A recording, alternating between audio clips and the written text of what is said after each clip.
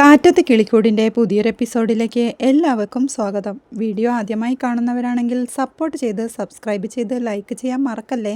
രാത്രി ഫുഡ് കഴിക്കുന്നതിനിടയ്ക്ക് തനിക്ക് ഈ കല്യാണത്തിന് സമ്മതമില്ലെന്നറിയിച്ച് നിധി വീണ്ടും വീട്ടുകാരോട് വഴക്കുണ്ടാക്കി സിറ്റ് ഔട്ടിൽ വന്നിരിപ്പുണ്ട്.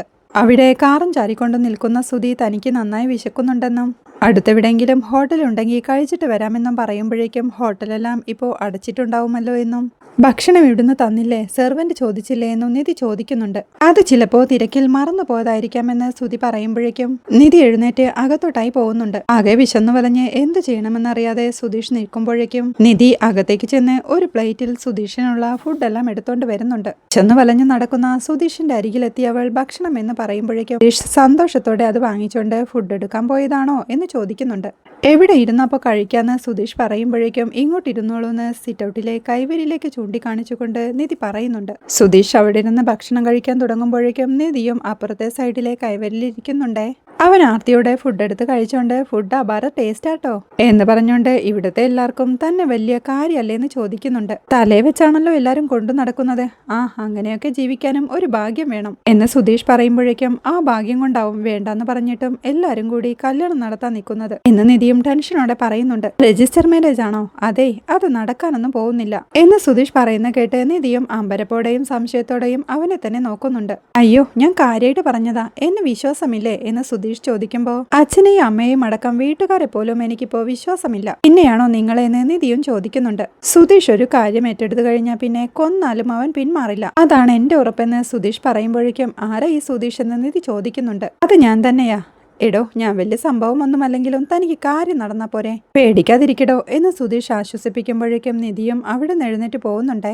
പിന്നീട് രാവിലെ ആകുമ്പോൾ റൂമിലൂടെ ടെൻഷനോടെ സൂര്യ പറഞ്ഞ വാക്കുകളെല്ലാം ഓർത്തുകൊണ്ട് നടക്കുന്ന നിധിയാണ് കാണിക്കുന്നത്. കല്യാണത്തിന് മുന്നേ നിന്നെക്കുറിച്ച് മര്യാദ പഠിപ്പിക്കാനുണ്ട്. രജിസ്ട്രേഷൻ എന്നത് നിയമപരമായ ഒരു കരാറല്ലേ എന്നൊക്കെ സൂര്യ പറഞ്ഞത് ഓർത്തുകൊണ്ട് നടക്കേ എടത്തി സാന്ദ്രയും അങ്ങോട്ട് വന്ന് നിധിയെ വിളിക്കുന്നുണ്ട്. നിധി വാ, അമ്പലത്തിൽ പോയിട്ട് വരാം എന്ന് സാന്ദ്ര പറയുമ്പോ ഞാനില്ലെന്ന് നിധി പറയുന്നുണ്ട്. ആന്നേ, അച്ഛനെ പോയിട്ട് വരാൻ പറഞ്ഞ് എന്ന് സാന്ദ്ര പറയുമ്പോഴേക്കും ഞാൻ പറയുന്നത് ഇവിടെ ആരും ഒന്നും കേൾക്കുന്നില്ലല്ലോ, അവര് പറയുന്നത് മാത്രം ഞാൻ കേൾക്കണമെന്ന് നിധിയും ദേഷ്യത്തോടെ ചോദിക്കുന്നുണ്ട്. ഇപ്പൊ നിന്നെ വിളിച്ചത് ഇവിടെയുള്ള വേറെ ആരുമല്ലല്ലോ, ഞാനല്ലേ. വാ വാ, പോയിട്ട് വേഗം വരാം, ചെന്ന് റെഡിയാവ് എന്ന് പറഞ്ഞ് സാന്ദ്ര അവളെ പിടിച്ചെഴുന്നേൽപ്പിച്ച് ഡ്രസ്സ് മാറാനായി പറഞ്ഞു വിടുന്നുണ്ട്. പിന്നീട് അമ്പലത്തിലേക്ക് പ്രാർത്ഥിക്കാനായി എത്തുന്ന സാന്ദ്രയെയും നിധിയെയും അവിടെയുള്ള കടകളിലെ സാധനങ്ങളെല്ലാം നോക്കിക്കൊണ്ട് നടക്കുന്ന സുധീഷിനെയുമാണ് കാണിക്കുന്നത്. പ്രാർത്ഥന കഴിഞ്ഞ് നിധിയും സാന്ദ്രയും എത്തുമ്പോഴേക്കും ഏതായാലും ഇവിടെ വരെ വന്നതല്ലേ, ആ ശിവലിംഗത്തിന്റെ ഉള്ളിൽ കൂടി പോയി തൊഴുതിട്ട് വന്നാലോ, 6 ചക്രവും താണ്ടി കൈലാസം വരെ ചെന്ന് തൊഴുതിട്ട് വരുമ്പോ ഒരാശ്വാസം കിട്ടും എന്ന് സാന്ദ്ര പറയുമ്പോ ഏട്ടത്തി പോയിട്ട് വാ, എനിക്കെന്തായാലും കൈലാസം വരെ കയറി വരാനുള്ള മൂടൊന്നുമില്ല, ഇവിടെ എങ്ങാനും ഇരുന്ന് പ്രാർത്ഥിച്ചോളാം ചെല്ലെന്ന് നിധി പറയുമ്പോഴേക്കും ശരിയെന്ന് പറഞ്ഞ് സാന്ദ്രയും പോകുന്നുണ്ടേ.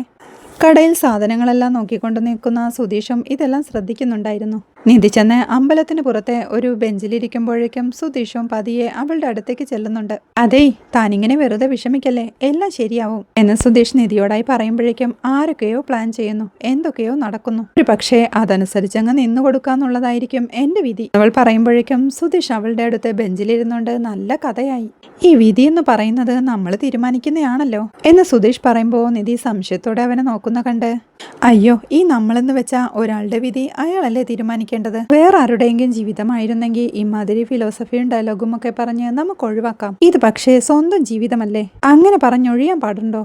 പാടില്ല, ഒട്ടും വിട്ടുകൊടുക്കാൻ പാടില്ല എന്ന് സുധീഷ് പറയുമ്പോൾ പകരം ഓപ്ഷൻ എന്ന് നിധി ചോദിക്കുന്നുണ്ട്. ഓപ്ഷൻ നമ്മൾ കണ്ടെത്തണം, നമ്മുടെ ജീവിതത്തിന് വേണ്ടി നമ്മൾ പോരാടിയില്ലെങ്കിൽ പിന്നെ വേറെ ആര് പോരാടും പറ. അല്ല, ഈ നമ്മളെന്ന് പറഞ്ഞാലേ സ്വന്തം ജീവിതത്തിനു വേണ്ടി സ്വയം പോരാടണമല്ലോ, അതാ ഞാൻ ഉദ്ദേശിച്ചെന്ന് സുധീഷും പരങ്ങളോടെ പറയുന്നുണ്ട്.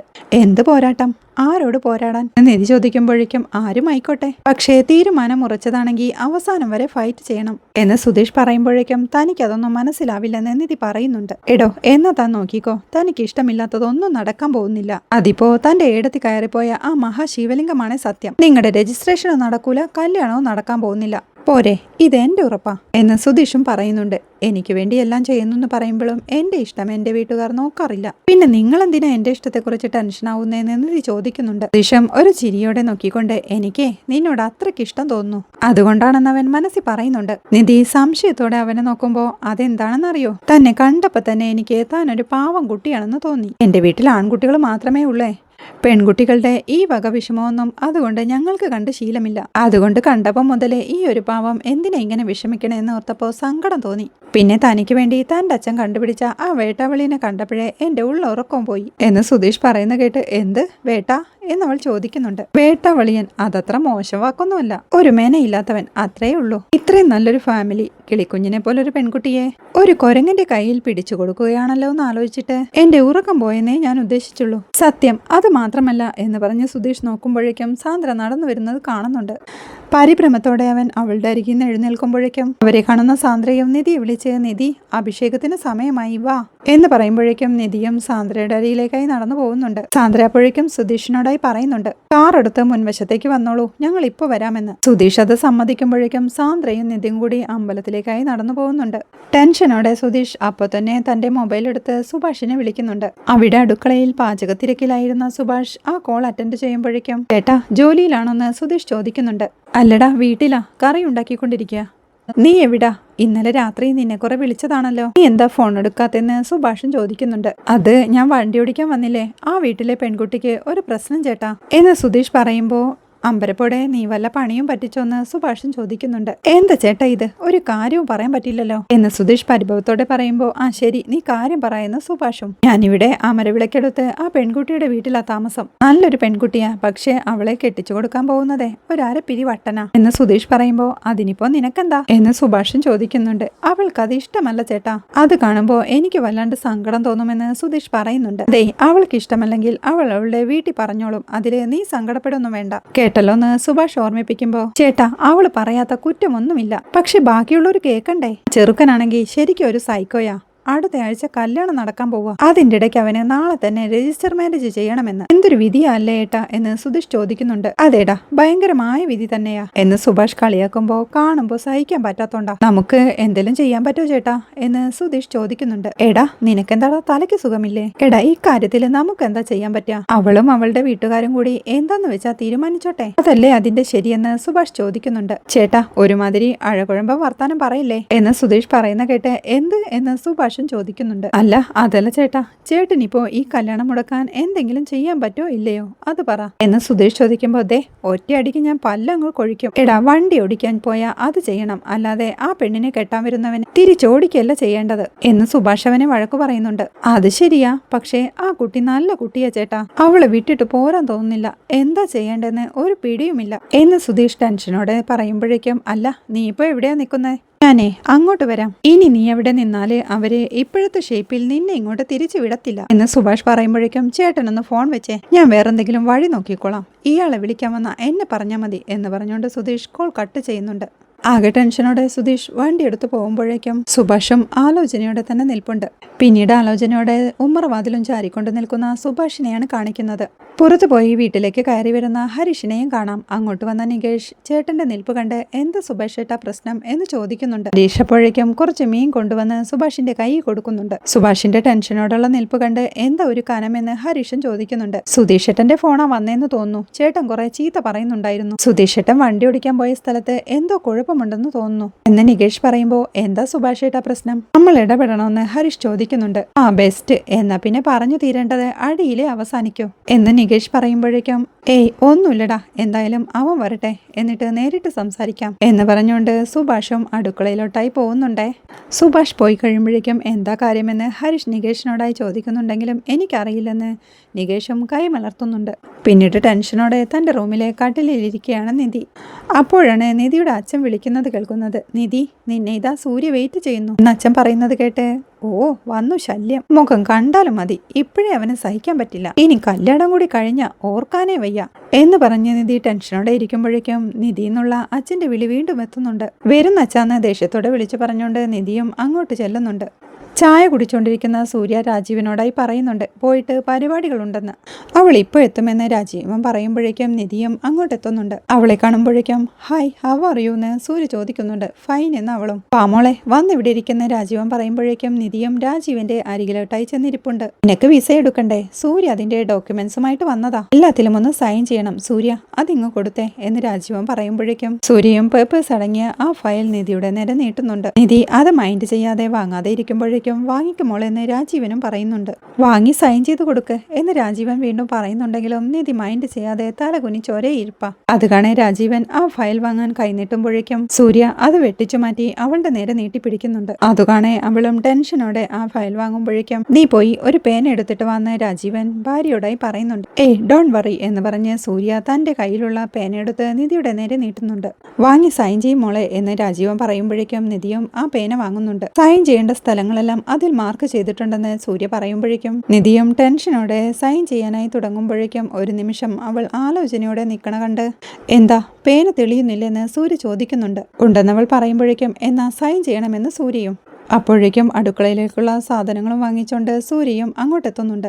അവനത് ജോലിക്കാരിയുടെ കൈകളിലേക്ക് കൊടുക്കുമ്പോഴേക്കും നിധി സൈൻ ചെയ്യുന്നത് കാണുന്നുണ്ട്. ജോലിക്കാരി സാധനങ്ങളുമായി അകത്തേക്ക് പോകുമ്പോഴേക്കും സുധീഷും അവർ സൈൻ ചെയ്യുന്നത് നോക്കിക്കൊണ്ട് അവിടെ നിൽപ്പുണ്ട്. സൈൻ ചെയ്ത പേപ്പേഴ്സ് എല്ലാം അവൾ തിരികെ കൊടുക്കുമ്പോഴേക്കും ആ ഫയലിനുള്ളിൽ വേറൊരു പേപ്പർ കൂടിയുണ്ട്, അതുകൂടി സൈൻ ചെയ്യണമെന്ന് സൂര്യ പറയുന്നുണ്ട്. നീ എന്ത് പേപ്പർ എന്ന് നിധി ചോദിക്കുമ്പോഴേക്കും അതിലുണ്ടെന്നല്ലേ പറഞ്ഞത് മോളെ, എടുത്ത് സൈൻ ചെയ്യുന്ന അവളുടെ അമ്മ കൂടി പറയുന്നുണ്ട്. അത് കേൾക്കെ അവൾ ആ ഫയൽ തുറന്ന് ആ പേപ്പറിൽ കൂടി സൈൻ ചെയ്യുമ്പോഴേക്കും അത് നോക്കി നിൽക്കുന്ന സുധീഷിനെ അവളുടെ അമ്മ കാണുന്നുണ്ട്. എല്ലാം വാങ്ങിയില്ലേ, പിന്നെന്തിനാ ഇവിടെ മിഴിച്ചു നിൽക്കുന്നെന്ന് അവർ ചോദിക്കുന്നുണ്ട്. വെറുതെ എന്ന് സുധീഷ് ചുമലനക്കുമ്പോഴേക്കും എന്നാ പുറത്തു പോയി നിൽക്കുന്ന ഹേമ പറയുന്ന കേട്ട് സുധീഷും പുറത്തോട്ട് പോകുന്നുണ്ട്.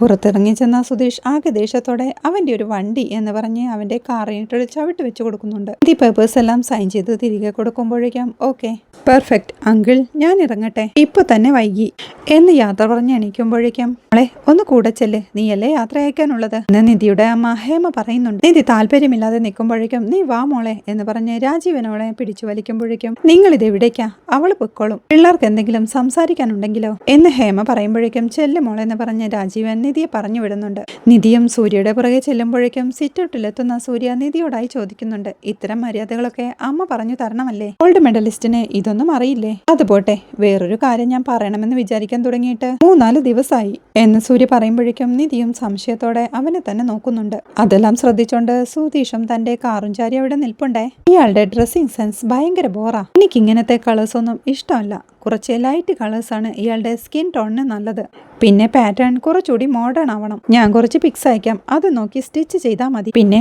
ഇപ്പോഴുള്ള ഡ്രസ്സൊന്നും വേണ്ട, ഫുൾ വാർഡ്രോബ് തന്നെ നമുക്ക് ചേഞ്ച് ചെയ്യണം. എന്താ എന്ന് സൂര്യ ചോദിക്കുമ്പോഴേക്കും അതൊന്നും മൈൻഡ് ചെയ്യാതെ നിൽക്കുന്ന നിധിയാണ് കാണുന്നത്. അവൻ നിധിയെ വിളിച്ചോണ്ട് പറഞ്ഞത് കേട്ടില്ലേ എന്ന് ചോദിക്കുമ്പോഴേക്കും മാറ്റാമെന്ന് നിധിയും സമ്മതിക്കുന്നുണ്ട്. ഗുഡ് ഗേൾ എന്ന് സൂര്യ പറയുമ്പോഴേക്കും ഇവനിട്ട് 2 കൊടുത്താലോ, വരട്ടെ എന്ന് അതെല്ലാം കേട്ടോണ്ട് നിൽക്കുന്ന സുധീഷും മനസ്സിൽ പറയുന്നുണ്ട്. ഓക്കെ ബൈ എന്ന് പറഞ്ഞ് സൂര്യ ഇറങ്ങി പോകുമ്പോഴേക്കും കാറിൽ ചാരി നിന്ന സുധീഷ് കാല് നീട്ടുമ്പോഴേക്കും അതിൽ തട്ടി സൂര്യ വീഴാനായി പോകുന്നു. യു റാസ്കൽ എന്ന് പറഞ്ഞ് സൂര്യ അവന്റെ നേരെ തിരിയുമ്പോഴേക്കും സോറി സാർ, ഞാൻ കണ്ടില്ലായിരുന്നു എന്ന് സുധീഷും പറയുന്നുണ്ട്. നിന്റെ കണ്ണെവിടെയാടോ, മര്യാദയ്ക്ക് വണ്ടി ഓടിക്കാനും അറിയില്ല, ഇതിപ്പോ മറ്റുള്ളവനെ വഴി നടക്കാനും പറ്റില്ലെന്നാണോ എന്ന് സൂര്യ പറയുമ്പോഴേക്കും സോറി സാർ എന്ന് സുധീഷ് വീണ്ടും പറയുന്നുണ്ട്. എന്ത് സോറി ഇഡിയറ്റ്, സൂര്യദേഷ്യത്തോടെ പറയുമ്പോഴേക്കും രാജീവനും ഹേമയും അങ്ങോട്ട് ഓടിയെത്തുന്നുണ്ട്. എന്താ പ്രശ്നമെന്ന് രാജീവൻ അമ്പരപ്പോടെ ചോദിക്കുമ്പോഴേക്കും ഇവനെ പോലെയുള്ളവനെയൊക്കെ എന്തിനു ജോലിക്കെടുക്കുന്നേ, കണ്ണും കാണില്ല, ഇപ്പൊ ഇവന്റെ കാലിൽ തട്ടി ഞാൻ താഴെ വീണേനെ എന്ന് സൂര്യദേഷ്യത്തോടെ പറയുമ്പോഴേക്കും ഒന്നും പറ്റിയില്ലല്ലോ അല്ലേ എന്ന് രാജീവനും ചോദിക്കുന്നുണ്ട്. ഐ എം ഫൈൻ എന്ന് സൂര്യ പറയുമ്പോഴേക്കും എന്താ സുധീഷ് ഇത് എന്ന് രാജീവനും സുധീഷിനോടായി ചോദിക്കുന്നുണ്ട്. സോറി സാർ, വരുന്നത് ഞാൻ കണ്ടില്ലായിരുന്നു, പെട്ടെന്ന് കാലറിയാതെ എന്ന് സുധീഷ് പറയുമ്പോഴേക്കും നോക്കണ്ടേ സുധീഷ് എന്ന് രാജീവനും പറയുന്നുണ്ട്. സോറി സാർ എന്ന് സുധീഷ് പറയുമ്പോഴേക്കും ശരി അങ്കിളെ ഞാൻ പോകുന്നു എന്ന് പറഞ്ഞ് സൂര്യ ദേഷ്യത്തോടെ സുധീഷിനെ ഒന്ന് നോക്കിയിട്ട് അവിടെ നിന്ന് നടന്നു പോകുന്നുണ്ടേ. രാജീവനും ഹേമയും അകത്തോട്ട് കയറി പോകുമ്പോഴേക്കും കാറെടുത്ത് പോകുന്ന സൂര്യയെ നോക്കി പോടാ എന്ന് സുധീഷ് പറയുന്നുണ്ട്. ചിരിയോടെ അവൻ നിധിയോടായി ദേ കണ്ടില്ലേ, ഞാനൊരു പണി വെച്ചത് തന്നെയാ എന്ന് പറയുമ്പോഴേക്കും നിധിയും ഛേ എന്ന് പറയുന്നുണ്ട്. എന്തെന്ന് സുധീഷ് ചോദിക്കുമ്പോൾ ഇങ്ങനെ ഇടങ്കാല വെച്ച് വീഴ്ത്താൻ നോക്കിയിട്ടാണോ നിങ്ങൾ രജിസ്ട്രേഷൻ മുടക്കാൻ നിൽക്കുന്നത്, ഇങ്ങനെയാണ് ഹെൽപ്പ് ചെയ്യുന്നതെങ്കിലേ അത് വേണ്ട, എല്ലാവരും കണക്കാണല്ലോ ദൈവമേ എന്നും പറഞ്ഞുകൊണ്ട് നിധി അകത്തോട്ട് കയറി പോകുമ്പോഴേക്കും വേണ്ടായിരുന്നു എന്ന് പറഞ്ഞ് സുധീഷും അവിടെ തന്നെ നിൽപ്പുണ്ട്. പിന്നീട് നിധിയുടെ വീട്ടിലേക്ക് കയറി വരുന്ന സുധീഷിനെയാണ് കാണിക്കുന്നത്. അവിടെ ഡൈനിങ് ഹാളിൽ തന്നെ രാജീവനും നിധിയും ഇരിപ്പുണ്ട്. സുധീഷ് അവരുടെ അടുത്തേക്ക് ചെന്ന് സാർ എനിക്കൊന്ന് വീട്ടിൽ പോകണമായിരുന്നു എന്ന് പറയുമ്പോഴേക്കും ഇപ്പോഴൊന്ന് രാജീവനും ചോദിക്കുന്നുണ്ട്. നാളെ രാവിലെ തന്നെ എത്തിക്കോളാമെന്ന് സുധീഷ് പറയുമ്പോഴേക്കും നാളെ രജിസ്ട്രേഷന്റെ കാര്യത്തിന് വേണ്ടി ഓടാനുള്ളതാ, വണ്ടി ഓടിക്കാൻ ആള് വേണമെന്ന് രാജീവൻ പറയുന്നുണ്ട്. ദിയം ആകെ ടെൻഷനോടെ അവിടെ തന്നെ ഇരിപ്പുണ്ട്. അത് രാവിലെ തന്നെ ഞാൻ എത്തിക്കോളാം സാർ. സാർ ഞാൻ ഒരാൾക്ക് വേണ്ടി ഒരു കാര്യം ചെയ്തു കൊടുക്കാമെന്ന് ഏറ്റായിരുന്നേ, നാളെ അതിന്റെ ലാസ്റ്റ് ഡേറ്റാ, എന്തെങ്കിലും ഞാൻ പോയില്ലെങ്കിൽ അയാൾക്ക് വേണ്ടി അത് ചെയ്തു കൊടുക്കാൻ പറ്റില്ലെന്ന് നിധിയെ ചിരിയോടെ നോക്കിക്കൊണ്ട് സുധീഷ് പറയുന്നുണ്ട്. നിധിയും സംശയത്തിൽ സംശയത്തോടെ തലയുയർത്തി അവനെ തന്നെ നോക്കുന്നുണ്ട്. ഞാൻ നാളെ രാവിലെ തന്നെ എത്തിക്കൊള്ളാം എന്ന് സുധീഷ് പറയുമ്പോഴേക്കും ശരി വൈകരുതെന്ന് പറഞ്ഞ് രാജീവനും സമ്മതം മൂളുന്നുണ്ട്. താങ്ക് യു എന്ന് രാജീവനോടായി പറഞ്ഞുകൊണ്ട് നിധിയോട് തംസപ്പ് കാണിച്ചുകൊണ്ട് സുധീഷും അവിടുന്ന് പോകുന്നുണ്ടേ. അവൻ്റെ ആ പോക്ക് കണ്ട് നിധിയും ആകെ അമ്പരപ്പോടെയും സംശയത്തോടെയും ഇരിപ്പുണ്ട്. പിന്നീട് വീട്ടിലെത്തി കാര്യങ്ങളെല്ലാം സുഭാഷിനോടും ഹരീഷിനോടും നികേഷിനോടും അവതരിപ്പിക്കുന്ന സുധീഷിനെയാണ് കാണിക്കുന്നത്. ആ കുട്ടിയുടെ സ്റ്റാൻഡ് എന്താണെന്ന് നികേഷ് ചോദിക്കുമ്പോഴേക്കും ഇത്ര നേരം പറഞ്ഞിട്ടും നിനക്ക് മനസ്സിലായില്ലേ? എടാ, ആ കുട്ടിക്ക് വിവാഹത്തിന് ഒരു താല്പര്യവുമില്ല. എങ്ങനെയെങ്കിലും ഒഴിവായി പോയാൽ മതി അതിന്. അതിൻ്റെ അച്ഛനും ചേട്ടനുമാണെങ്കിലോ ആ കോന്തനേക്കാൾ നല്ലൊരുത്തൻ ഈ ലോകത്തേ ഇല്ല എന്ന മട്ടില് എന്ന് സുധീഷ് പറയുമ്പോഴേക്കും ആ കോന്തനെക്കാട്ടി നല്ലൊരുത്തൻ ചേട്ടനാണെന്നുള്ള തോന്നൽ കൊണ്ടാണല്ലോ ഇപ്പൊ ഇങ്ങോട്ട് വന്നതെന്ന് ഹരീഷും പറയുന്നുണ്ട്. ഡാ എന്ന് പറഞ്ഞ് സുധീഷ് അവനെ താക്കീത് ചെയ്യുമ്പോഴേക്കും വീട് സുധീഷേട്ടാ, കുട്ടിയെ പറ്റി പറഞ്ഞ് ഞങ്ങളെ കൺവിൻസ് ചെയ്യാൻ വേണ്ടിയിട്ടല്ലേ രാത്രിക്ക് രാത്രി ഇങ്ങോട്ട് വന്നത് എന്ന് ഹരീഷ് ചോദിക്കുമ്പോൾ കൺവിൻസ് ചെയ്യാനോ എന്തിനെന്ന് സുധീഷും ചോദിക്കുന്നുണ്ട്. Because you are in love എന്ന് നികേഷ് പറഞ്ഞുകൊണ്ട് Seetha guys he is blushing എന്ന് നികേഷ് പറയുന്നുണ്ട്. അതല്ലടാ എന്ന് സുധീഷ് പറയുമ്പോഴേക്കും നീ ഉരുളാതെ കാര്യം പറഞ്ഞെന്ന് സുഭാഷും പറയുന്നുണ്ട്. ഇത്രയുമാണ് ഇന്നത്തെ എപ്പിസോഡിലെ വിശേഷങ്ങൾ. നിധിയുടെ രജിസ്ട്രേഷൻ എങ്ങനെയെങ്കിലും തടയാനായി സുധീഷ് സഹോദരന്മാരുമായി പ്ലാൻ ചെയ്യുന്നതും രജിസ്ട്രേഷൻ ദിവസം സൂര്യയെ കാണാനിരുന്നു പറഞ്ഞ് സൂര്യയുടെ അമ്മയും അച്ഛനും നിധിയുടെ വീട്ടിലെത്തി കരഞ്ഞു വിളിക്കുന്നതും സുഭാഷും അനിയന്മാരും ചെന്ന് സൂര്യയെ തട്ടിക്കൊണ്ടു പോകുന്നതുമാണ് നാളത്തെ എപ്പിസോഡിലെ വിശേഷങ്ങൾ. വീഡിയോ ഇഷ്ടമായാൽ സപ്പോർട്ട് ചെയ്ത് സബ്സ്ക്രൈബ് ചെയ്ത് ലൈക്ക് ചെയ്യാൻ മറക്കല്ലേ.